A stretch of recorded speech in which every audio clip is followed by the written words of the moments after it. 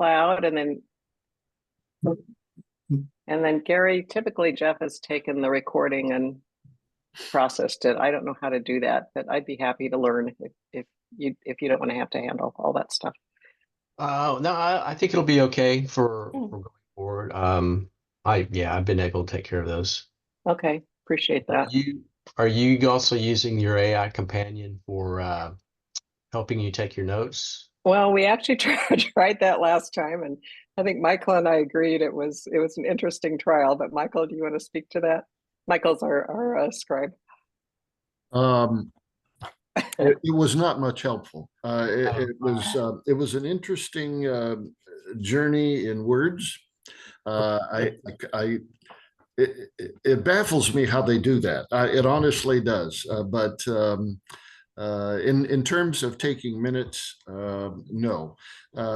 Minutes. We talked about this last time, as a matter of fact, that minutes ought to be succinct, that they all bring out only the main points and maybe action items and who was here and what votes were taken and so on. None of that was there. But it was interesting reading. Let me say that.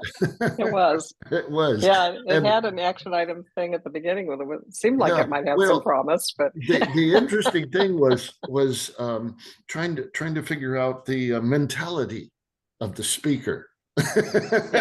Yeah. And I couldn't get there. I just couldn't get there because it was in English, I think, and it was quick. It came out a minute after the meeting was over. It was. And it was. I have to say, it was accurate. It just was not. It was usable and it was accurate, but it was not convenient. Let's put it that way. When I tried it, that's been my experience as well. So I don't use it to actually do direct minutes. What I do is I treat it as almost like a transcript, better transcript than the one that they provide. And I use it to help kind of remind whether, if I've been note taking, anything that I might have missed. It's almost like it's a substitute for going back and watching the video. That's what I find. Well, actually, that's what I do anyway. I go back and watch the video. And it usually takes, of course, longer. But it's interesting because then I understand it better and so on. And I think I do a reasonable job. Nobody's called me out yet. You've done great, Michael. Do you want me to run the AI companion this time or not? Go ahead and do it. Let's see what the number 2 does. See what it does. Yeah. Okay. So start summary. And I'm going to go ahead and call the meeting to order at 9:08. That's the latest we've ever done, but and so thank you all for being here today. We asked before you got Michael if people had had a chance to look at the minutes, and I think most are doing it now. So why don't we do our introductions and conflict of interest declarations? So I'm Nancy Vandell, Chair, and I have none that I know of. And Michael Beachley, Scribe. I have no conflicts. Susan Schomburg, no conflicts. Wyatt Angelo, no conflicts. Okay, thank you. Gary and Burns, I'm hoping, I'm hoping that Tom will be joining us. He wasn't sure about whether he was going to have internet access where he is at the moment. So I want to thank Michael for his minutes. I want to just say I have been remiss over the last 3 weeks. I think having 3 weeks is a problem, or I'm going to blame it on that, but I'm now ready to get going for the fall. I'm now off of my oxycodone, and I think I'm beginning to be a little more functional. So I could use a little of that if you could. I'll send mine to you. But anyway, this is my oh my goodness. Yeah, my Donald Trump tag. Okay. Not quite in the same location. But... Well, it's close. It's close. He missed Donald a little more than he missed me. Okay. I hope that's a minor thing. It doesn't look like it's necessarily minor. Yeah. Okay. It's minor. Okay. So I have still to go through the July minutes, and I promise to do it in the next 3 days and get them all to you. I think the July minutes, but The August minutes are posted. Has everybody had a chance to look at them? You did a great job, Michael. Mhm. Does anyone have any comments for Michael on the minutes? There was one, nice one. Thank you, Susan. Okay, so is that one that we need to make a change on? Nope. Okay, all right, so hearing none, the minutes are approved as presented. Okay, my report. So I want to report a little on the executive board meeting because I think there were a lot of kind of interesting things that came out of it. The executive board appointed members to various task forces. Richard Keller, Candace Miller, and Jeff Weitzel were all appointed to the communications task force. And Jeff was able to do so through a loophole that apparently we didn't have in the bylaws, that you have to be a member of a task force. You have to be a member to be a member of a subcommittee or an officer or just attending a meeting, but you don't have to be a member to be a task force member. So I think that's a loophole. We're in no rush to close, but we can talk about that at some point. But it means that Jeff can continue in a somewhat official capacity, helping Gary in the secretary duties as the transition occurs. And then Candace Miller has been assigned to the website's calendar. And I believe, Gary, you should speak to this. Richard Keller, and then earlier, Derek Dolehite. Derek, yeah. We're going to so- work on the website, or do you want to expand on that a little bit? Yeah, they're going to see if they can help us improve the website and come up with some ideas for just making it work and look a little better. We haven't come up with anything specific yet. Actually, they're just sort of in the familiarization phase with it right now. Well, that's great that you're getting some help there. And then a volunteer is still needed for handling meeting notices and emails. And I may be making another phone call quiet, but see if we can find someone to help with emails. And I think, but otherwise, are you feeling pretty good about things, Gary, on the communications task force? Yeah, pretty much. Okay, good. I think there was some overwhelming getting started, getting familiar with all the things that needed to be done and how to do them. So yeah, I understand. And then Susan Schomburg was appointed to the outreach task force. And thank you, Susan, for volunteering for that. As you guys on the committee know, I think Susan's had a passion for increasing our membership and working on that. So I think it's you for now, Susan. So hopefully Mhm. you could go help find Once- some once it help. please jump in. The Yeah. more the area. So so yeah, and I think you had some social things that were coming up where you might be able to recruit some people too. So just contact Mark if you have some people who are interested in that you know of to help you with that. Okay. And Mark, do you know of any other people who are interested in the outreach task force? No, I haven't. I'm not aware of anyone else at this point. No. Okay, great. And then in the meeting too, Sarah Absher talked about two different areas that she'd like to address the membership on. And one is on the short-term rental caps, and the other is on FEMA flood hazard area regulation requirements. And that latter one sounds particularly of interest on how that can affect the residents and people within the county. So I've put on the calendar those dates, but they're going to be special membership meetings, I think is the new terminology we have. So I encourage you guys to come. And then on the calendar review, I put our bylaws subcommittee meetings for the next couple of months. And then when we run into the holiday season, I think we might want to look at canceling one or two of the meetings toward the end of like the third week of December and possibly the first meeting in January, but we can decide that later. You guys can think about that. But at this point, we're going back to our regular schedule of first and third Friday mornings at 9. And then we have these special meetings. We're going to have our next regular membership meeting on October 12th, and I think we'll have a couple of meetings before that. We're always on the calendar to do some kind of a brief comment, but I don't anticipate that we're going to have anything major by then in terms of the policies and procedures to present for approval. So that's my report. Does anyone have any questions for me on any of that? Okay. So the big part of today's meeting is the policies and procedures discussion and action plan.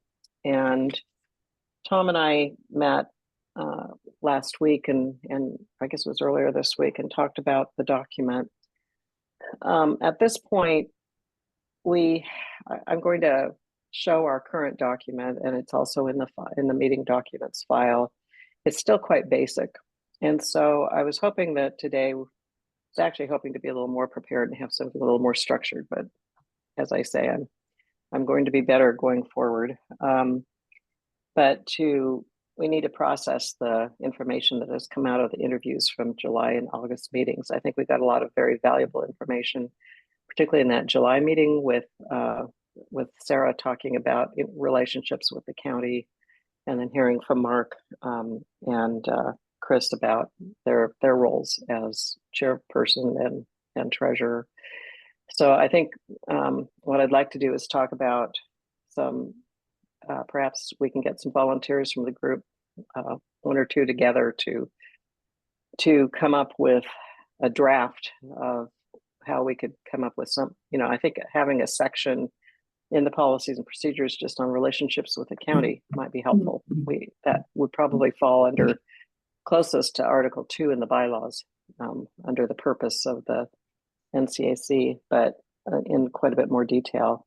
And then we can come up with elaborating a little bit on what the bylaws have for the chairperson's duties and the treasurer's duties and the vice chairperson's duties. And then we can run those by those respective officers in the board for any comments that you guys have, because this is something that's going to be more in the nitty-gritty, how to help somebody as they come into a job kind of a thing, but we don't want to do anything that isn't what the officers want to be able to be doing. So I think that will be one big process. And then the other is the meeting from August, where we went through the secretary and the communications coordinator, or the communications task force.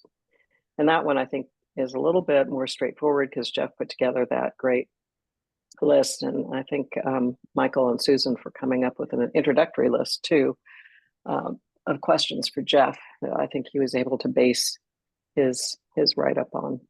So at that point, I think those are fairly easy. We can take care of basically the Article 6.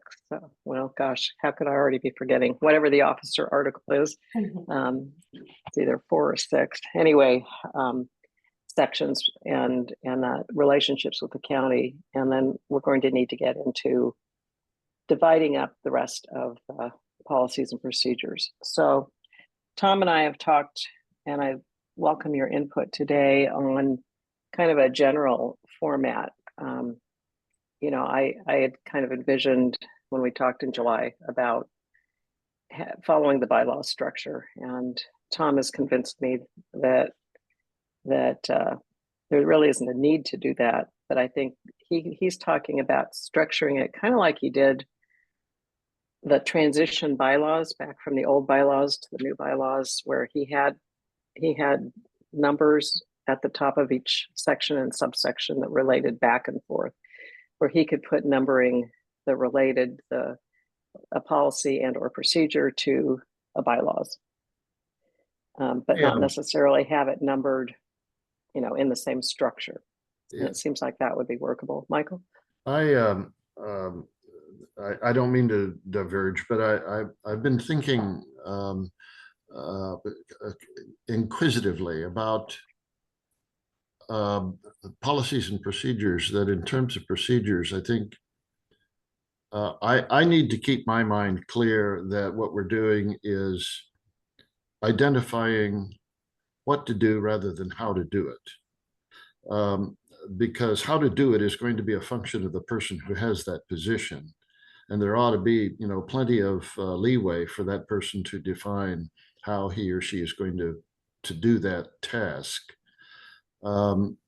Because, we've been given a great deal of power, because what we're doing is defining a whole range of things that have yet to be defined.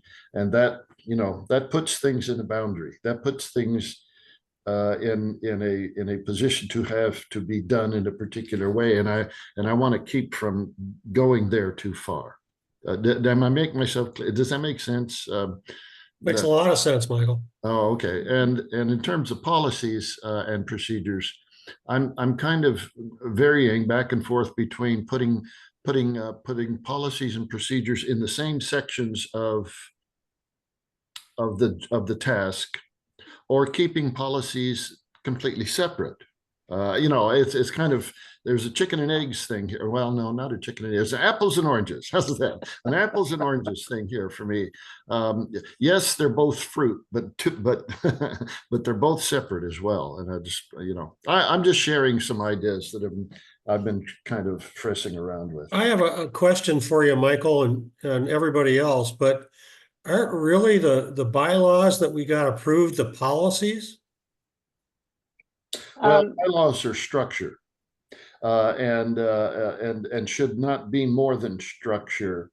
Okay. But policy procedures are details about how that structure functions, but should not be so detailed that there's not flexibility, again, for the person who's doing the task. Okay.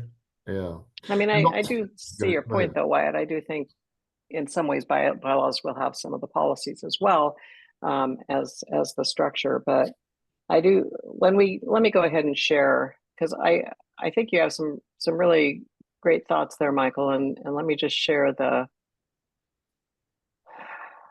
policies and procedures document that's there right now, which is, as you will see, very, very, very basic. Can you all see it? Yep. So Michael, or Tom has kind of separated out some of our things into policies versus procedures.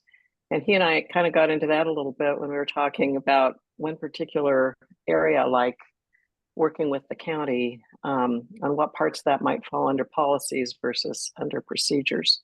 And I think it's going to, what we both agreed is that all of this is going to evolve as we kind of muddle through this, because we've never done this before, at least for the NCAC. And so we may see things changing back and forth as we go along here. But so he's got policies here where we've got the map. We know this one's done. This one we're not revisiting. The map is done. It's just been moved to policies and procedures, and out of the bylaws. It's discussed in Article 3 of the bylaws, and then member access to records. This is all part of Article 3. It goes into a little bit more information and detail about what we had talked about, that just didn't feel like they needed to be into the actual bylaws. Periodic surveys was something we moved from the bylaws because it had been in the bylaws. We felt like it was too detailed, and so we just kind of took that section of the bylaws, if you recall, and moved that over to policies. And then we need to elaborate on the conflicts of interest. So some of this isn't actually the writing of the policies or procedures. It's a notation when we remembered that we had things we needed to go in and do. So like policy 5, conflicts of interest. We wanted to elaborate on what that is and give more information. So in some cases, you may have a policy and a procedure for the same thing, like conflicts of interest. There may be a policy like, when we require that it be part of the record, but then back in the procedures area, we may have something more about how that would be done. So all this is evolving. And if anybody has any particular interest in this overarching thing about how one does policies and procedures, please feel free to brief us on this, because we're kind of learning I have here. a question, Nancy, and Uh-huh. this dates back about 50 years, but my old law partner once told me that instead of trying to jump into something without any guidance from others, that usually somebody else has done it well someplace else. Yes. Is anybody aware of any other organizations like ours that has something as thoroughly or addressive of this that we might access? That's a really good point, Wyatt. And I'm familiar with having standing rules or policies and procedures for organizations in other organizations I've worked with, but nothing as substantive as this, I guess. And so I think you may raise a good point that rather than trying to reinvent the wheel, we should be looking at trying to find some other kinds of things like this. So one area might be to look at the League of Cities in Oregon and associated things like that and see what they have. I think I've heard looking at a constitution, like rules under a constitution can where you have just a lot of just unrelated kinds of things that are numbered and then they're indexed, is a way to do policies and procedures. But I do agree with you. I think having some research on how to find some good examples would be excellent. Do you have any ideas where? I don't, but obviously I do have access to Google. Yeah. Well, Wyatt, would you like to volunteer to try to find us some why not? examples for the next meeting? You bet. Love it. Great think action item.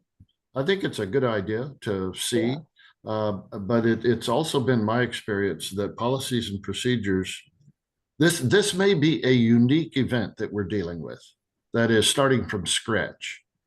And creating a document of policies and procedures, where in other places where I've seen them, they've kind of evolved from the beginning of the organization into a mosh pit of of ideas that have occurred on an ad hoc basis, that decisions have been made about from time to time and then articulated in a document. But I did a policies and procedures document for a foundation that I belong to and helped start about 30 years ago, $1 million foundation. And we did, that was typically we dealt with them every time we met. Something came up where a decision had to be made about how to do something, or to what extent something ought to be done, or what are the limitations of it, or et cetera, those policies kinds of things. And a policy was selected and it was put into a major document, and that was a collection that could not be defined. It was just evolved. It was evolved. Yeah, it evolved. Yeah. So I think that what we're doing here is really very unique and a very creative way of coming about it, because now everybody can sit down and say, yeah, we agree. This is it. Okay, let's start here. Michael, is that a document that you are at liberty to share? Yes, I am. I think I should probably ask first. It's not a very big one, because this is a small group of people, and it's and all we really do is take in requests for grants and determine whether it meets the mission of the organization, and determine whether it's going to be approved or not, that kind of thing. Sure. Yeah. But I think it may have ideas that we will extract. Yes. Okay. I'll take a look at that. Yeah, Wyatt. I'll grab that and see what we can do there. And I can send you an example of some from a couple of different organizations I've worked with, but they're more basic than I think we're looking at here. Yeah. Just because as we were doing our bylaws, there were so many things we'd say, well, we need to address this in the policies and procedures and really elaborate. Voting is one. How do we do certain kinds of voting? And how do we, like when we have a report where we actually take a vote to make a recommendation to the county, how do we record that vote? How do we record the minority reports? Just more kind of procedural kinds of things on how to go about that. So we're not having to do it in the, figure it out as we're rushing to get it done. And by the way, I should have said this earlier, but Mark and Gary, please feel free to break in any time here. We're very casual today. So if you have any ideas or thoughts on any of this. So Tom has kind of done this originally breakdown here of the policies. And again, this is available on the meeting document site. And then where he's got different examples here and then procedures on how do we format things? What are the duties? So I'm still a little unclear about how it falls into policies versus procedures. And apparently he wasn't able to join us today. So he can explain this more at the next meeting. But we also have a monitoring task force if the board decides they want to create this. I think that would be something Guy Sievert had suggested that he's already doing now, that he would be interested in.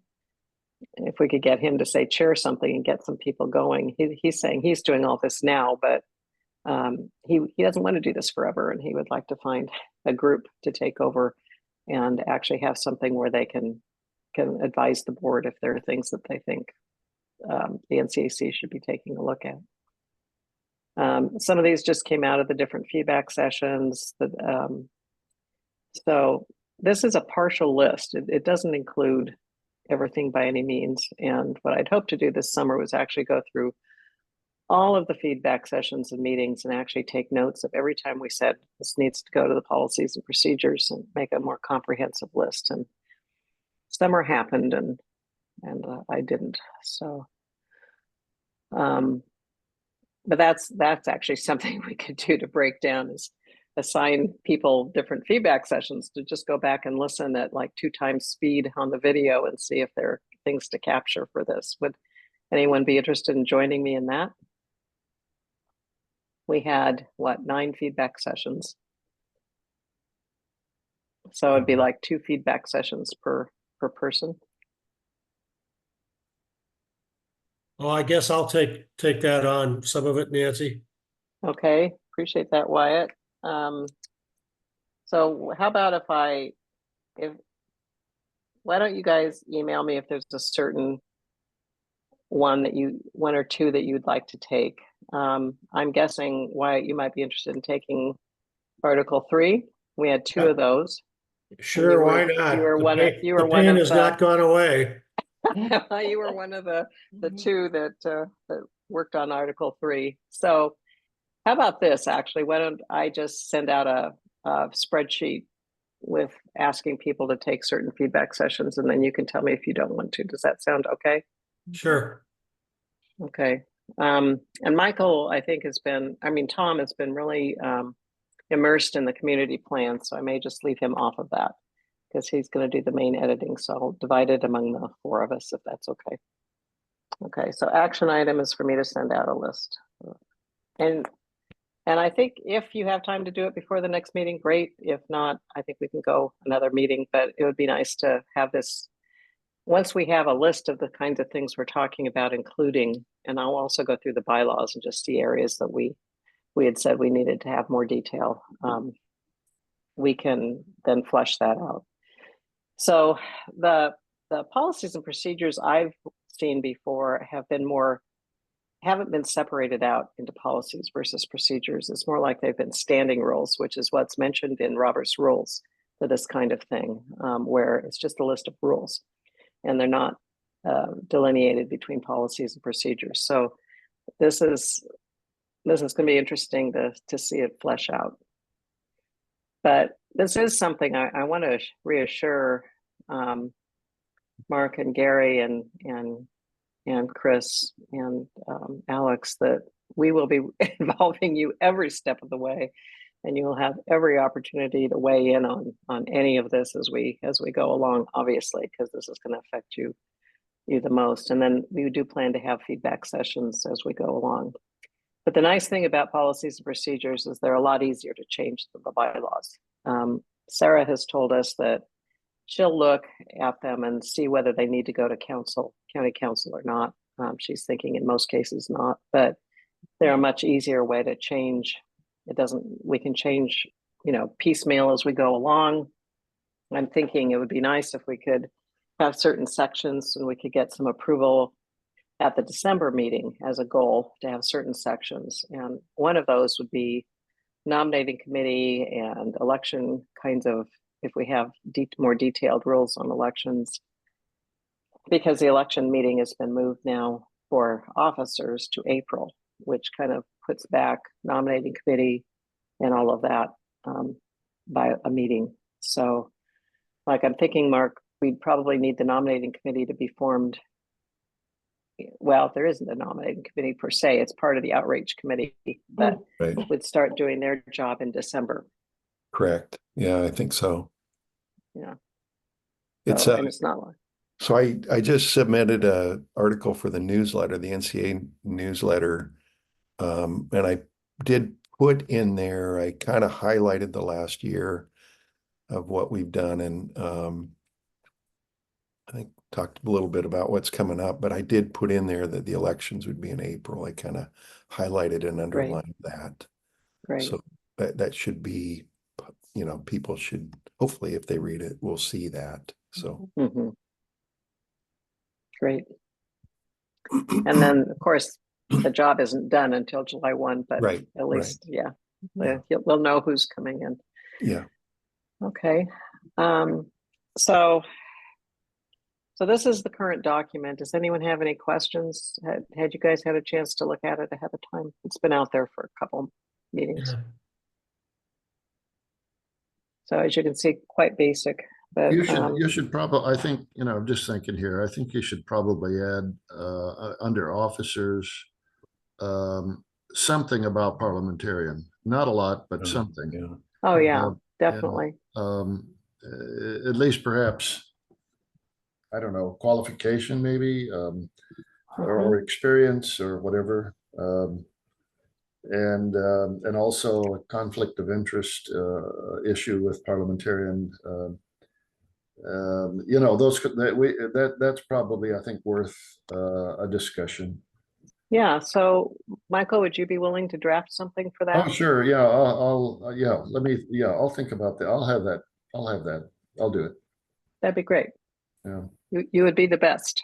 Well, I think you might be, but that's okay. Yeah. We can both enjoy that, but you would be terrific. So thank you. Okay. Is there any other? Go ahead. I just want to say that I just, in my time, the parliamentarian has been one of the best sort of ideas, in my opinion, that's come forward. It's just, I don't know. I appreciate it. And I think the membership appreciates it in terms of making sure that, the process is checked and that it's a valid process. I really, really think it was a great idea. So. Well, Mark, I think I'll just share a little anecdote here, and I'm sure Nancy agrees with me that it overlays a sense of authority, right, structure, and expectation and responsibility. Right. It does not even have to be verbalized. It's there. I recently served as a parliamentarian for an HOA, a large HOA in Waldport, the Bayshore community. And they asked me to come because their attorney said, you really do need to have one. Yeah. And the reason was because a bunch of their folks showed up with pistols the time. Yeah. And it kind of shook everybody up a little bit because they didn't know where the authority was going to lie. Yeah. And I didn't know about that until I showed up. That's crazy. Yeah, but it went very, very smoothly, and people did notice. Oh, hey, that was really a nice thing that you came, because you really lended a sense of response. And I just sat there in a chair, Yeah. Yeah. It's just No, great because it takes sort of the membership and even the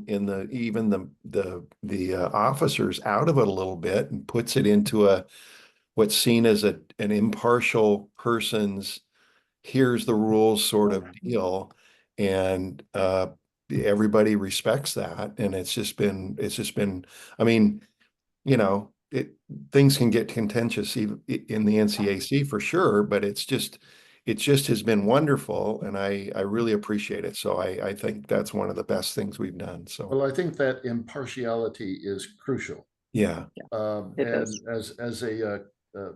as a speech and communication professor, you know, that's one of the principles that we teach every single class we have. Is that if you're really going to be an active participant in a democratic party or situation, you need to be listening to all sides and acting without any bias, so that you can hear what what's really, and it's a good thing, and I think that the membership recognizes that. Yeah. That's And I will say, Michael, you've been a terrific parliamentarian, and I agree it's made a big difference. But I will also say, Mark, that I think the leadership that you've provided has also made a huge difference in having people feel like things are fair and running smoothly. And so kudos to all of you. I think the best thing you do, Mark, is to set a tone.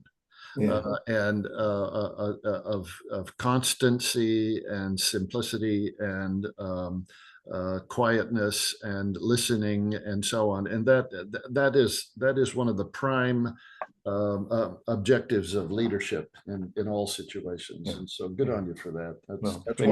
That's why we want you to stay there. Yeah. It's been great teamwork. I really appreciate it. So thank you. Yeah. Thank you. Okay, so I think at this point, since Tom wasn't able to make it, I think he was going to go through this in a little more detail. He's had a medical issue that he had to take care of. So I think I don't know that there's really that much of a point in going through this in any more detail today.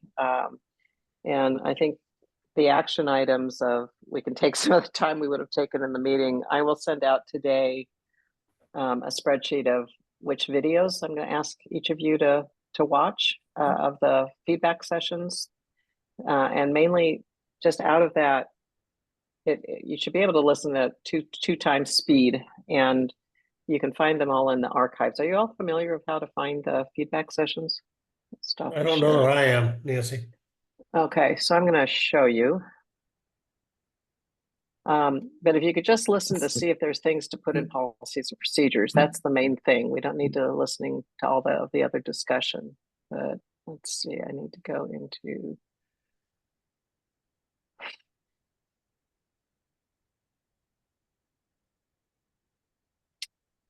Am I being washed out on my visual? Yes. Yeah, you were, but you just recently. Yeah, that sun just blasted in all of a sudden.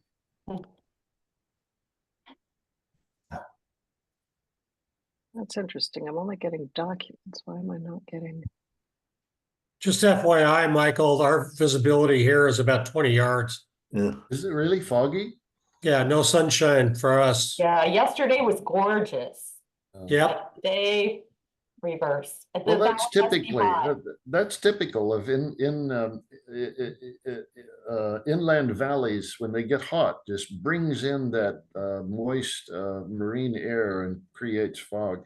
I used to live in San Francisco, and when the Sacramento Valley would heat up there, you couldn't see the Golden Gate Bridge. Yeah. Okay. Okay. Can There you everybody go. see There you go. here? Yeah, So okay. if you're here, sorry, I'm getting covered up by the people here. Let me move it down. You got reference FAQs on the main website. Let me just go into the main website. Okay, just go into main website, reference FAQs. And then you can scroll down here to archives meeting minutes. And you have to, at this point, Jeff's put everything into folders for 2024. You can go into 2023-24 meeting and before. It's got all these meetings that everybody had last year, not just Yeah. us. Yeah. So it's got, so basically all of last year's in this big block. And so we started having feedback sessions, I believe it was in January. Look, I think it was before that, wasn't it? There it is, right there, February 21. Oh, okay. yeah. So, so the short articles one was just the really easy ones, but it's going to be a real short feedback session. And then we had members part 1. So then we started having them through March. Is that, did we go through April? Yeah, April. So anyway, I'll give you the feedback session number and the date and the title, but this is where you find them. And then you can go into video. That's really it. That's it. For them. Okay. So there are 9. And so I will go ahead and divide those up among the 4 of us, if that's okay. But Okay. Any other questions on how you find it? Mm-mm. Okay. I might even go in and send you links directly. Okay. So next steps. Do you feel, I think in our next meeting, why don't we talk about whether we need any more interviews at this point? I'm feeling like we're pretty good on having talked to the main officers. When we get into voting, I think we're gonna, there are going to be certain topics where we'll want to have feedback from the officers. And Gary and Mark, it's wonderful you're coming, but I hate to have you feel like you have to. So let us know if you want to, but we'll also have more titles and more topics like we did last year on what we're going to be covering as we get going into this year. I promise we will be more organized, but certainly when we have a draft, we'll be running everything by you guys for any of your comments. We're certainly not going to just go for any kind of a vote without involving you, because I think this is in some ways more, even though it's not as broad a topic, it can affect you a little more deeply. So does anyone have any thoughts about any of this and how you're feeling about it? I think we have plenty to do given the feedback and interviews that we've done so far. And now it'll be a little struggle, I think, still to discover an organizational structure that we want to use. But let's take a shot at it next time and see what it looks like, and not be too committed to what we have, but let's go Flexible. Yeah. Yeah. Thanks, Michael. So for action items, we have the write-up of the communications part of it, which Jeff basically has done. I will commit to writing up the information from the July meeting, and thank you for your minutes, Michael. I'm going to be using those quite a bit, but come up with some draft language on our working with the county and with the more of a clarification of duties of the chair and the vice chair and chairperson and the treasurer. And then we can run those by you guys. So I'll have that. And then we will have watched our videos and come up with topics. Incidentally, did we get a final approval from county? Not yet. Oh, really? I mean, we have gotten both an email and verbally a number of times from Sarah saying the county council has approved everything. Oh, But we have not gotten a letter from county council saying it's approved.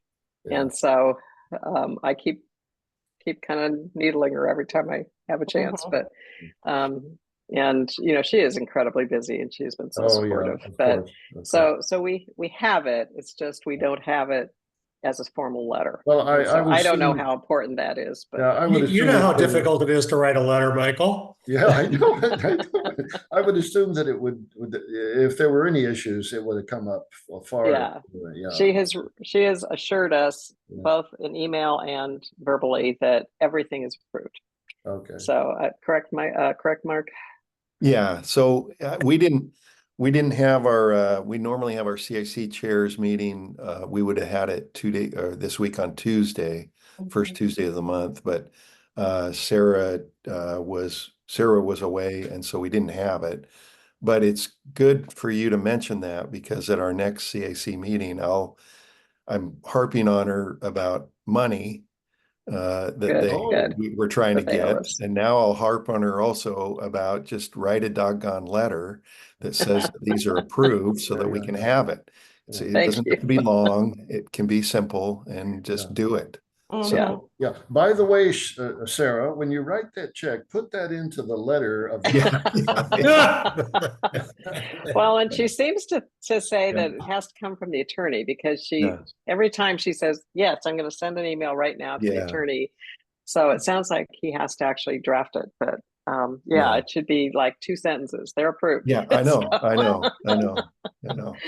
Okay. So, and it does affect our insurance. It sounded like she agreed with that. It'd be nice, to know that they're approved Yeah. bylaws if that ever, it's not likely to come up. I Yeah. tend to like to have the I's dotted and T's Yeah. crossed, but Yeah. so thank you for asking that. Okay, so I'm going to send out the list for the videos, and all I'm asking is just if you see something in a video that talks about something needing more detail than it's going in the bylaws, to just note that, and that we can add that to the policies and procedures list of items to do. And also, when you go into the video, if you go down, I think it's at the bottom, you can set the speed of it, and I will tell you, it goes. It's really nice to be able to go 1.5 to 2 times, particularly if you're not having to do what Michael does and actually take real minutes. So, okay, and then if you have any other thoughts as you go through the draft document, please note those also. So those are kind of for next steps for the next meeting, which is in 2 weeks. And I just really appreciate all of you. I think I feel like we're getting going now into a new year. And I'm feeling, my mind is clearing up a bit. It's my first time ever being on opiates, and I didn't like it, but it's kind of necessary. So yeah, it's good to be off of them. Okay. Any other comments from anybody? So agenda for next meeting is basically to go through these action items and talk about structure, etc. Okay. Well, I think this may be the shortest meeting on record. But thank you all. Have a wonderful couple of weeks, and see you next time. Thank you. Thanks all. Nancy. Thank you. Bye-bye. Stop recording.